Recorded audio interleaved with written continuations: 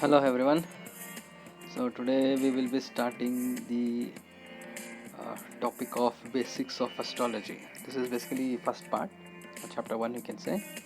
So I will be trying to share the knowledge whatever I have learned with from different sources from past years, and I've seen that astrology plays a very important part in our life, and everyone has to at least know the basics of these astrologies. People are misled by wrong information given by wrong kind of peoples, and because of that the authenticity of astrology has been lost. I say that astrology is something like a science. It's not something like it is a science. Now how astrology works, it can't be explained in one sentence. It is a whole philosophy, and it is practical, and it is science. With experience people will start understanding it. Okay, the principles are very simple. It has few principles which we have to learn, and rest is all application and experience. Once we start applying them in our daily life, and when we start reading charts regularly, and we start interacting with people, and start understanding the things going around us, we slowly will build confidence in astrology, and this will help us to lead a simple life without any what I can say like Bhagavad Gita. We have this, we have to come out of joy and grief, etc. So all those things will be there. Once we know what is going on, what is the technicality of this world, how the world is working, we will be in reality. That's what I mean to say. Right. So starting basics, we will start with planets and their introduction. We will start how the planets. No, where we would have heard those words: Shani, Rahu, Ketu, right? Sun, Moon. So the Sun in your chart is weak, or Jupiter is weak, so this is creating problem. Or Shani is there, everybody has heard of the word Shani, right? So what is it, and how scientifically we can understand, we will try to see. Basically, as per our science, we know there are planets, right? I believe there are 9 planets if I'm not wrong, and we know that Sun is the center and all planets are moving around the Sun. So this is the basic understanding. This any school student will understand. Now what is happening for astrological purposes, we will consider that all planets are moving around Earth. It's an hypothetical understanding. The actual thing is that Sun is in center and all the planets including Earth is moving around the Sun. But since we all living entities are on Earth, and our lives are affected by these 9 planets which are moving around us, these each and every planet is going to exert some kind of effect on us. Just like moon during full moon day exerts uh, what do you call influence on ocean. The water in the ocean rises high because the gravitational pull of moon is high on those full moon days. On the normal days, the water rise or the waves are not so high compared to the full moon day. So that is how what I'm trying to tell you is that each and every planet, whether be Jupiter, Saturn, which is millions and millions of kilometers away from us, or Sun, or even Mercury, or even some even go to the extent of Pluto, Uranus, etc. These all planets are very very far, and they do exert influence on us. But for more clear understanding, we will not be touching Pluto, Uranus, etc. because they're very very far, and the influence is uh, on an extended period of time, and influence is very very low.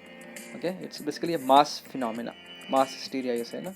So it doesn't play much role in individual's life. So the important planets which play important role in our lives are Sun, Mercury, Venus, Moon, Mars, Jupiter, Saturn. So these are the important planets, and there are other two considered points like Moon. Moon is a luminary, but still we consider as a planet because it is very near to Earth and it has a good influence on us. And there's something called as Rahu and Ketu. It is called as northern node and southern node. For our understanding, we'll keep it simple as Rahu and Ketu. So I will be also explaining the story of Rahu and Ketu.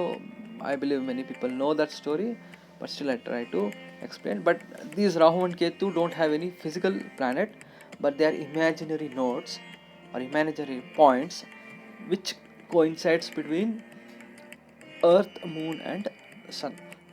Basically, the interaction of the orbits of Earth and Moon.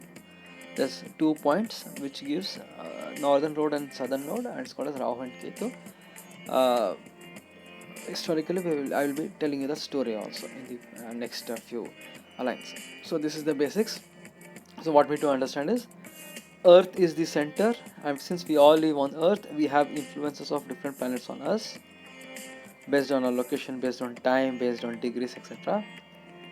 And thus we consider as geocentric. So for understanding purpose, we'll consider geocentric, that Earth is the center and all other planets are moving around it. This is how the theory goes on. Different planets have different qualities. Different planets have different influences. Just like Mercury is considered with certain qualities, which I'll be explaining. Moon is considered with certain qualities whose influence will give us certain kind of thought process. Similarly, Mars, a red planet, it has its own influence on us. Jupiter is a huge planet and moving around us. Saturn is a very huge planet again. Basically, it's bigger than Jupiter, and it's a slow moving planet. So in this way, we will be trying to understand them point to point. So basically, this class will be only about planets. So we will be starting with the first planet, and before going that, each and every planet is considered to be an deity. So just like in the picture you can see, Sun is in the center with, I believe he has 7 horses with which he rides around the globe, okay, Galaxy. Then we have Moon on the upper right. I'll try to point out. 1 minute.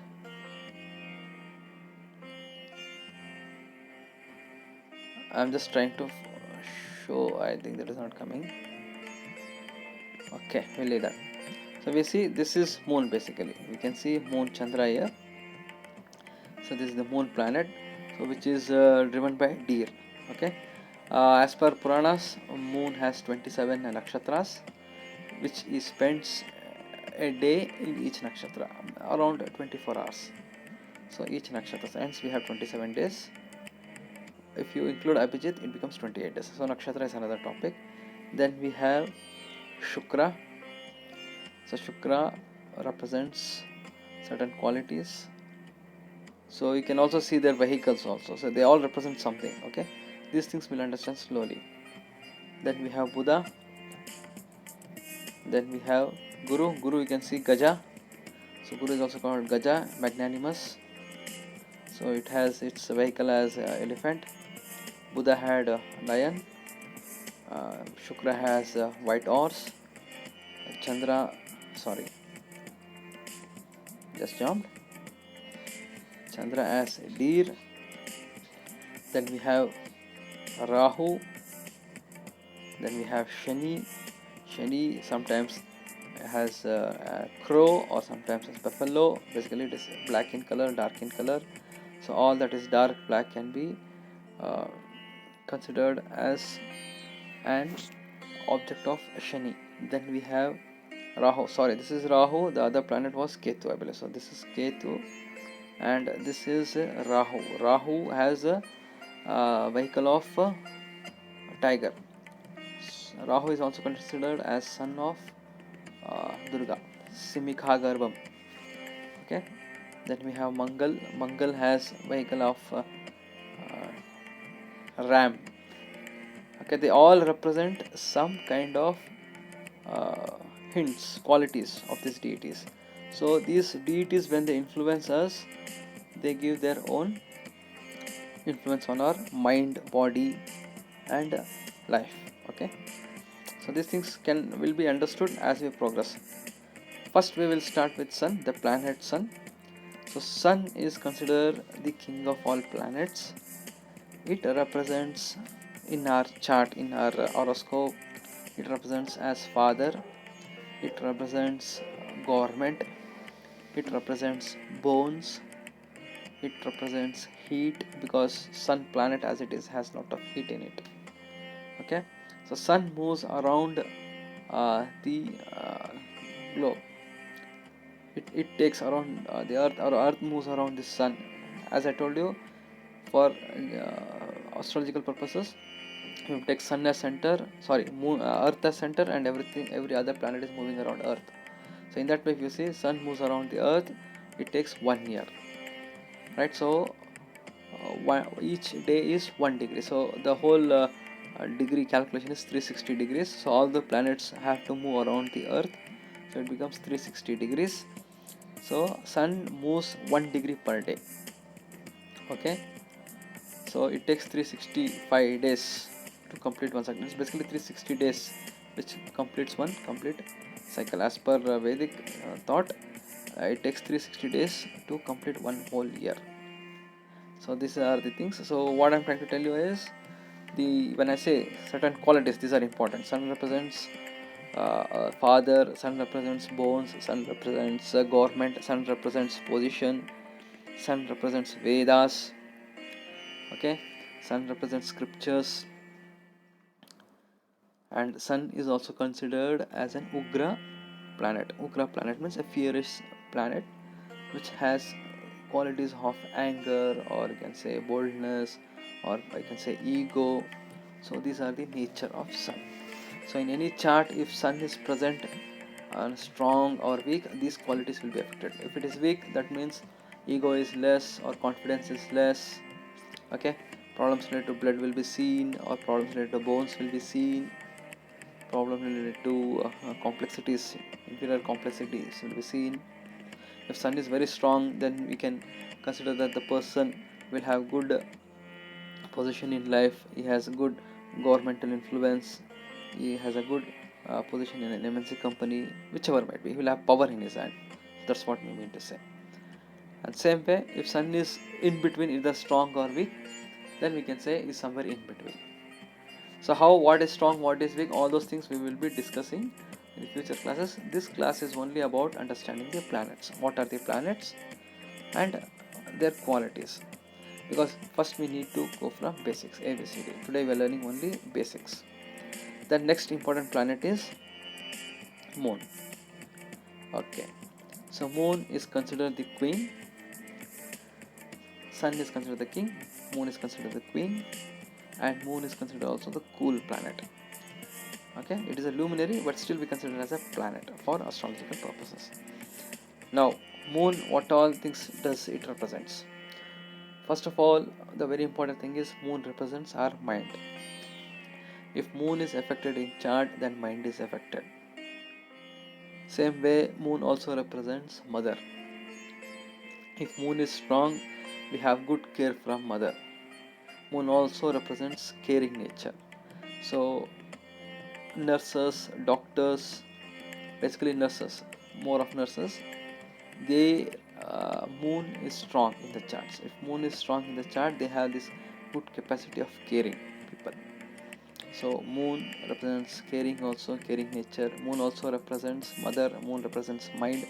Moon represents liquid, any kind of liquid. It may be water, it may be juice, it may be milk. You can take it as petrol, diesel, all liquids. All liquids are connected to Moon. That's one of the important thing. And Moon keeps waxing and waning every 15 days. That's how this Amavasya and Purnima comes into picture.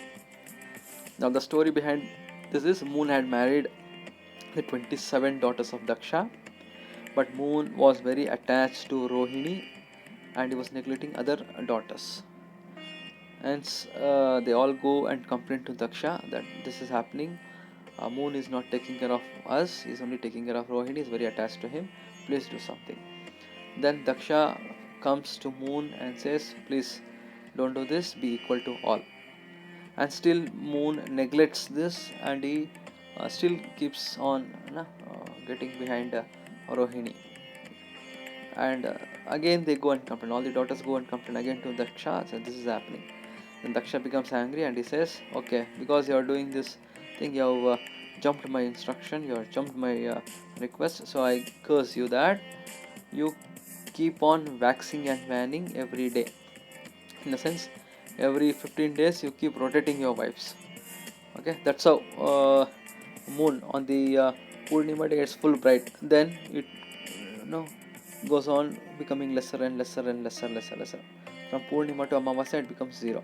So each lesser it becomes, each day it becomes a little bit lesser. That means it's moving from one place to one place, and its brightness becomes zero on Amavasya day. And on Amavasya day it is nil. And from Amavasya again it moves towards Purnima. It becomes little bit brighter every day. Means every day or every degree it moves, it goes into a different nakshatra. Means it goes into a different wife's house nakshatras. So 27 nakshatras. Some say there are 28 if you include Abhijit. So this is how the philosophy of waxing and waning is happening. So the period between moon moving from Purnima to Amavasya is called Krishna Paksha, and moon moving from Amavasya day to Purnima day, it's called Shukla Paksha. Okay, Krishna means dark, Shukla means bright. So when moon is becoming brighter and brighter, it's auspicious. When moon is becoming darker and darker, it's inauspicious. So every 15 days moon is inauspicious, and other 15 days moon is auspicious. So this is to be considered in a chart. So this is to be remembered. So that is the introduction of moon. And moon is generally white, so all white things moon will like milk, cream, all these curds, so anything which is white. And the deity which is helpful to worship is not satisfy moon or keep because moon represents mind, to always keep mind under control or cool, or you can say under control. Deities of Shiva and deities of Krishna can be worshipped. Basically Krishna, the mantra is Om Namo Bhagavate Vasudevaya, and for Shiva it is Om Namah Shivaya. By chanting these mantras, one can keep their mind under control or less disturbed. The disturbance happens because moon is always waxing and waning. So this process makes it keep changing. Since it is keep changing, the mind keeps disturbing. That's the philosophy behind it. So this is the second planet, moon. Then we will go to Mercury. Okay, Mercury is considered as the prince. Okay, so Mercury is always with sun. It's the planet very nearest to the sun.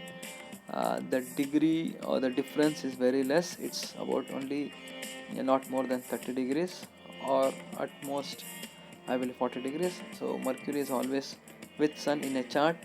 It's always a bit 30 degrees away or less than 30 degrees back, front or back. It's always nearer to the sun. So this is what I'm trying to tell you.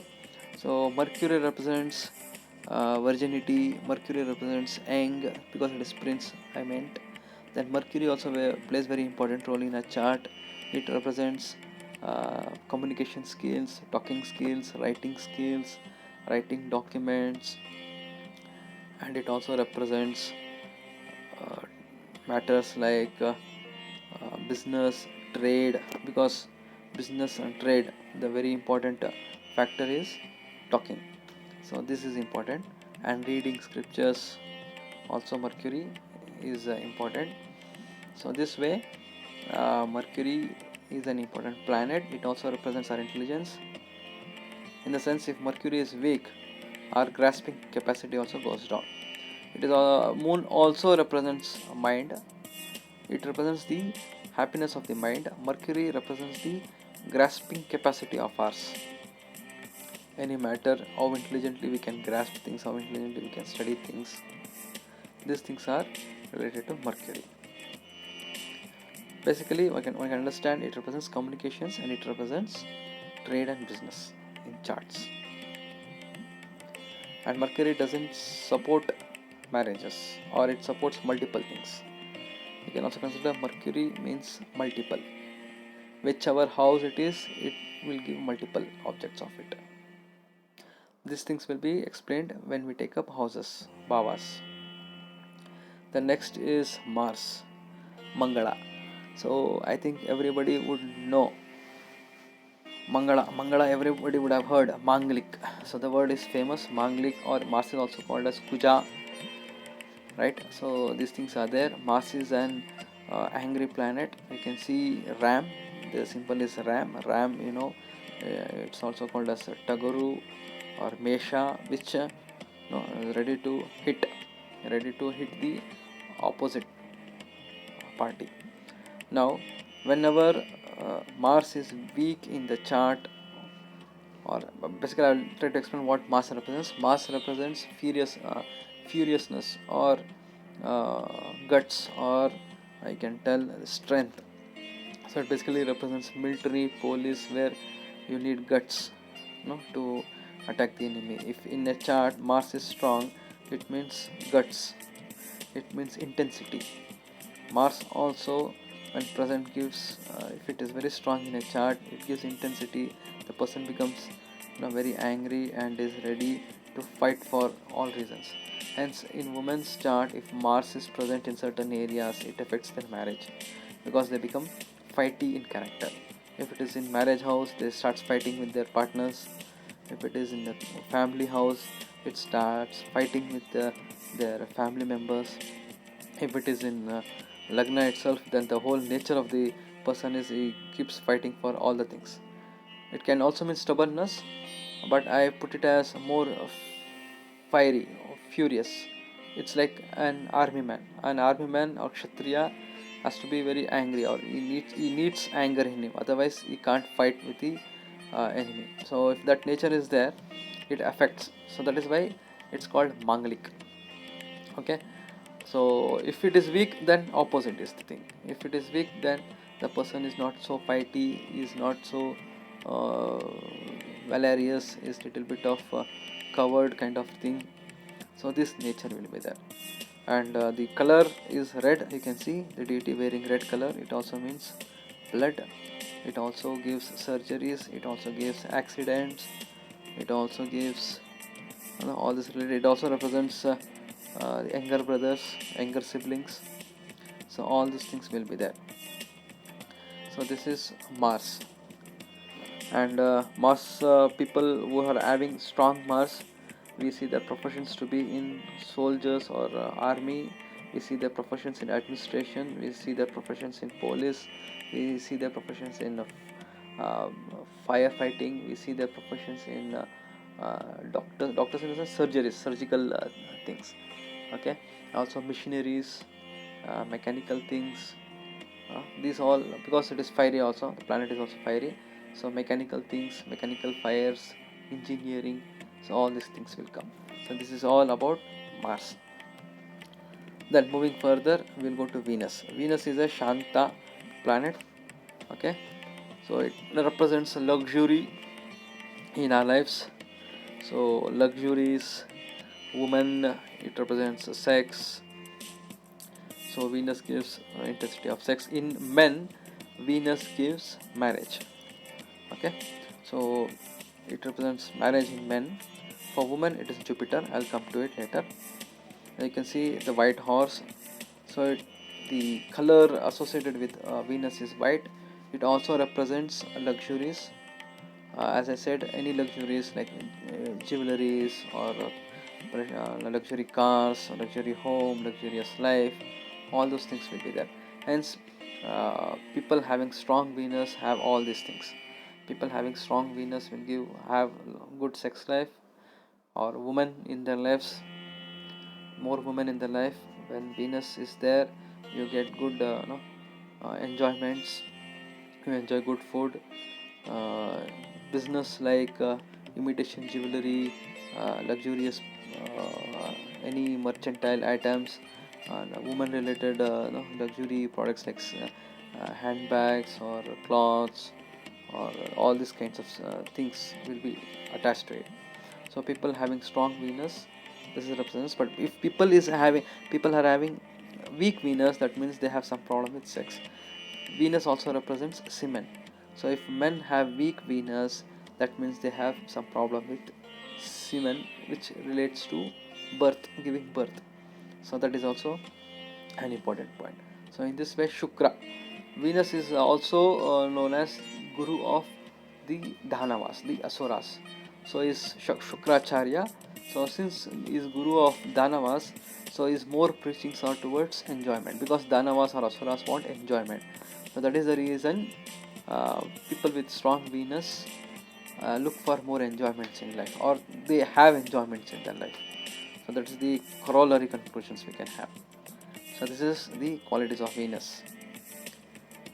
Then going, and also I want to say Venus also represents art or quality management. People with good Venus have good eyesight. They also have good quality management. They check very minutely things. If they have something on the table, they minutely see whether all the details are correct. So these kind of people can go into quality control team. Okay, this is people with strong Venus. With weak Venus, again contrary goes. So they are not good, they don't have good eyesight. If Venus is affected, we can conclude the people's have some problem with their eyesight or with the eye. Also it represents semen, so they have problem with semen, like this. So these things will be there. This is the representation of Venus. And Jupiter, now next Jupiter is Guru. So is Brihaspati the Guru of all the Suras, okay, or the demigods. So Brihaspati is a huge planet, and it represents wisdom, it represents knowledge, it represents interest in understanding things, wisdom, learning things. Of course, learning things also comes in Mercury, but this gives more of dharmic, spiritual interest. So Guru is a Shanta planet, a very good planet to have. In woman, it represents husband. If in a woman's chart Jupiter is weak, that means her marriage life is not going to be good. It also represents sun. Sun, S-O-N, sun. Okay, not S-U-N, sun. It's S-O-N, sun. Hence, in a woman's planet, Jupiter is very important. If Jupiter is weak, she will not be having a good husband. She will not be having any happiness from sons or children's. More importantly, male. What happens is, in our Vedic society or general life, woman is taken care by her father, she is taken care by her husband, she is taken care by her son. Of course, to come into life, she has to have a father. That is not a problem, but once she grows up, she has to take shelter of her husband. If Jupiter is weak, generally a woman will not have a good married life. That means she has no happiness from husband. It might be any kind of reason, whether husband leaves her or goes, dies, or there's a divorce, or there's a separation, or maybe husband lives far away. So all such kinds of problems like that. So she doesn't have that dampatya sukha. And secondly, if Jupiter is weak, she will not have sons. So generally, if sun is not there, that means nobody is going to take care of her. So that sukha is also not there. So hence Jupiter plays a very important role in woman's chart. These things has to be seen. And woman Jupiter also represents teacher. So person with a good Jupiter has this nature of teaching ability, which can also mean professor, which can also mean a manager. Manager has to take care of his team. So person with good Jupiter means is a good manager. So this is also there. Sun represents head, heading an institution. Okay, heading an institution and managing an institution is different. Okay, of course manager has to report to the head, but manager is more involved with teaching people, training people, giving good thoughts, like a teacher or a professor. So all those things, wisdom, everything comes under Jupiter. So this is thing. And Jupiter also represents priest. So the priest in the temple, people having good Jupiter will naturally be religious, and they also might work in temples. This is another quality. Jupiter can also represent banking, finance, all those things. So these things also will be included. So this is the nature of Jupiter. And any more points as we take on the classes, we will be explaining. And Jupiter is a huge planet, hence it moves slowly, hence its spends, and it being an important planet, it has in the transit, it spends about 1 year in an zodiac sign, so it has a very important role. Okay, so Jupiter has to be uh, propitiated if there are problems in it. Okay, taking care of Jupiter is very important. So the next very important planet is Shani. So Shani is very important in all charts. As everybody knows, everybody have heard that Shani is, there is called something called as Shani Sadesati. Okay, basically the nature of Shani is that is an uh, you can say is a judge, is a giver of results of karma. So whatever karmas we have done in our previous past lives, he is going to give results to them. If we have done good activities, he'll give good results. Generally we don't do good things in our life. Everybody wants to enjoy. In the process of enjoying, we do sinful activities. For all those sins, Shani is the person who gives the uh, danda, you can tell judgment. So when Shani comes, he'll note down what all bad things you have done or what all good things you have done. If you have done more of good things, he'll give good results. If you have done more of sin, then we get sinful or troubles. So we have to repent for whatever troubles we have done. Hence, Shani stays in a zodiac sign for 2.5 years. So it's a huge span. So hence, when Shani is coming to sign by sign, that particular area is affected, and depending upon our activity in that area, our results will be there. Hence, there are 12 aspects in our life, 12 houses, which will be explained in the next classes. So, whenever Shani is there, he will give the results. Hence, we need not fear Shani if we have done any. Uh, I can say if we have not done any sin or if we have not done any bad, we need not fear Shani. But if we have done any bad or karmic activities which are sinful, then we have to fear him, because he is going to give its results when he comes, and is a very slow moving planet. Generally, Shani represents trouble, Shani represents diseases, Shani represents hardship, Shani represents slowness. Contrarily, it also represents delays. Slow means things happen, things move slowly. Generally, in astrology, we see that when people come to us, they say things are moving very slowly, it is not moving at all. So then we certainly conclude that there's a Shani effect on him. That's why things are not moving fast. And sometimes Shani also represents troubles. It also represents troubles. It represents masses, lower masses like labor class. It represents black things, crude oil. It represents petrol, etc., which is color, anything associated with black. Okay, you can see its vehicle is also black in color.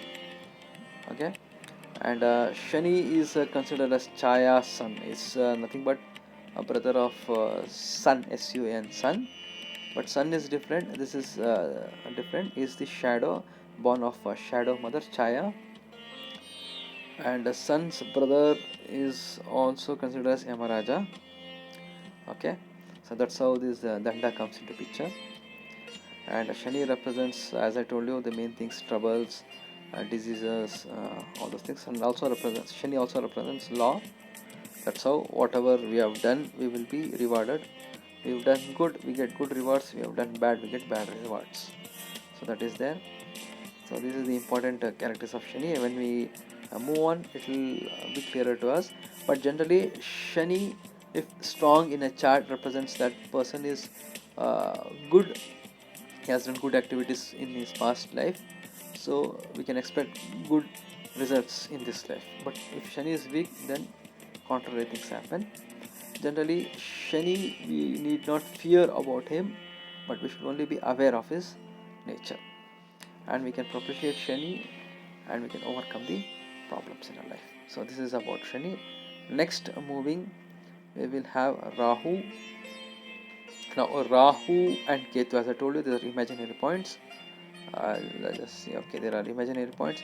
Basically, the story behind Rahu and Ketu is that Rahu basically is a demon.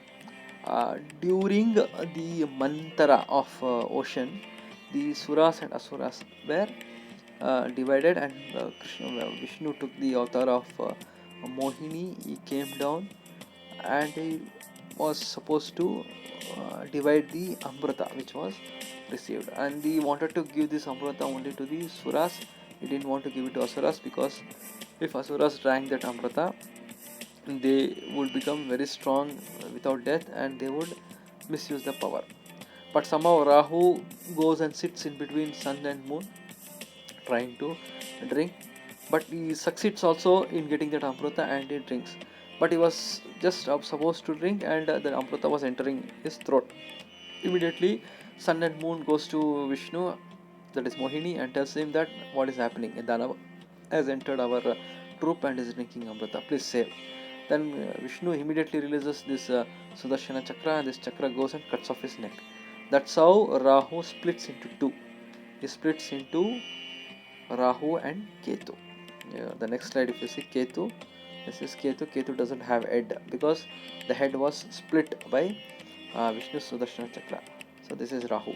Now in astrology, Rahu represents suddenness. Okay, Rahu sometimes gives sudden good results, it gives sudden bad results.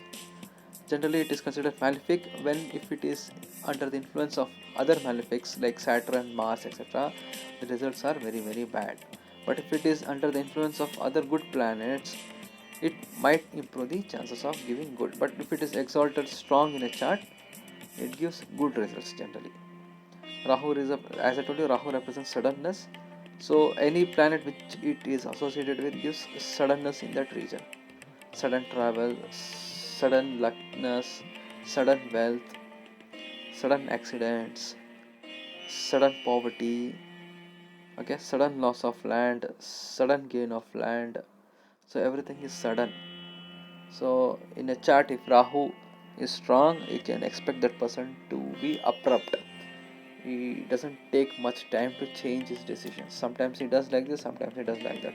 People get confused with people. Also, Rahu represents um, macro electronics in the profession life. Macro electronics. Rahu represents cheats, robbers. Okay, so if Rahu influence is there on Sun or Rahu influence is there on a certain kind of planets, it may give good position, but it also may give tendency to take bribes. That's how the government officials and politicians, etc., no? If we see Rahu's effect in their sun, then we can make out that they are corrupt and they take bribes, and chances are that they get caught also if Rahu's influence is there. So this is the kind of Rahu influence. Rahu is considered the son of Durga, so hence propitiating Durga will help us controlling Rahu's effect. So this is important, and that is how you can see the vehicle, a tiger, which is also the vehicle of Mother Durga, that is there. But one need not fear Rahu. Propitiating and respecting will help us. The next planet is Ketu, the last planet which we are going to discuss. As I told you, the Rahu's the demon, the head got cut. Since he ate Amrita, he became eternal, but his body got split. So here Ketu, the other part, the second part of the body, after the head got cut, the remaining part was Ketu, or the body which is headless. Hence, when Ketu Dasha comes, or people with strong Ketu have headless decisions.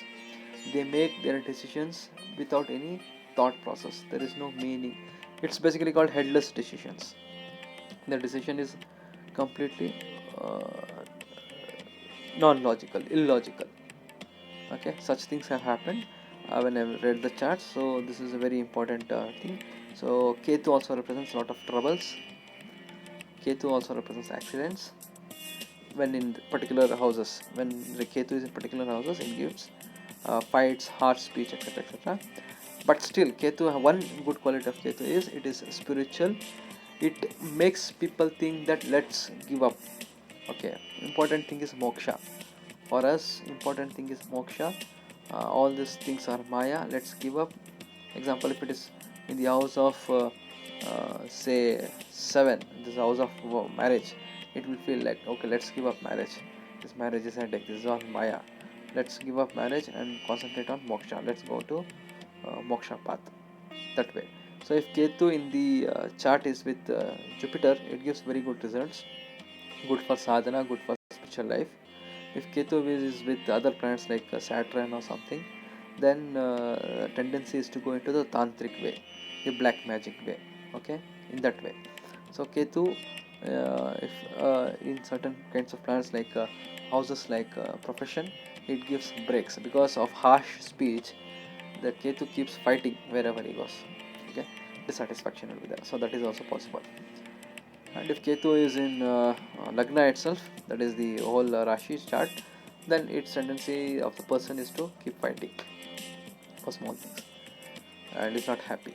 So these things are there. But one very good quality is Ketu is dharmic, it's spiritual, it wants to go into spiritual path, it wants to go into the moksha path. So that is the brief introduction of all the planets. So I hope people are liking it. If anything, you can please mention. I will try to improve. And the homework is, now whatever I am giving you is the knowledge which I have read from books or seen from YouTubes or internet and through gurus, etc. Now I also advise people, if they are serious in learning astrology, to make more research. See, astrology is nothing but research. The more research you do, the more you learn. The more you learn, the more you apply, and the more you apply, experience gains. That's it. So basics are simple, practice is important. So what I would suggest is, as an homework part, people can go through various websites and find out what are the English equivalents of this graphs. I explained everything in English. English equivalents in their own language, like sun is Surya, moon is Chandra. So find out the other planets. What does Mars in Vedic language means? What does Mercury in Vedic word means? Equivalents means what is Jupiter equivalent? What is Shani equivalent in English? So in this way, I have jumbled up everything. You can make it a simple uh, chart and try to by heart them. So that's what my second point is. Try to by heart these names. Third is Google for more info. Whatever I've spoken, some doubts would have arisen. These things can be googled. So now 21st century, everything is there in Google. So people can start googling and learning. Then read more about them in the internet. You can do these things because everything cannot be spoken, because people's interest cannot be held for more than a certain period of time. It starts boring and people start giving up. So if people who are really interested would have concentrated till this point, and I advise them to uh, do more research. Self-learning is the best learning. Self-learning from a good guidance, person will learn, because we are not kids, we are not 10th standard kids that we give spoon feedings. We can give only basics. People with interest should build on these basics. So thank you. I will be ending this class or chapter 1. Okay, meet you next week with new topics.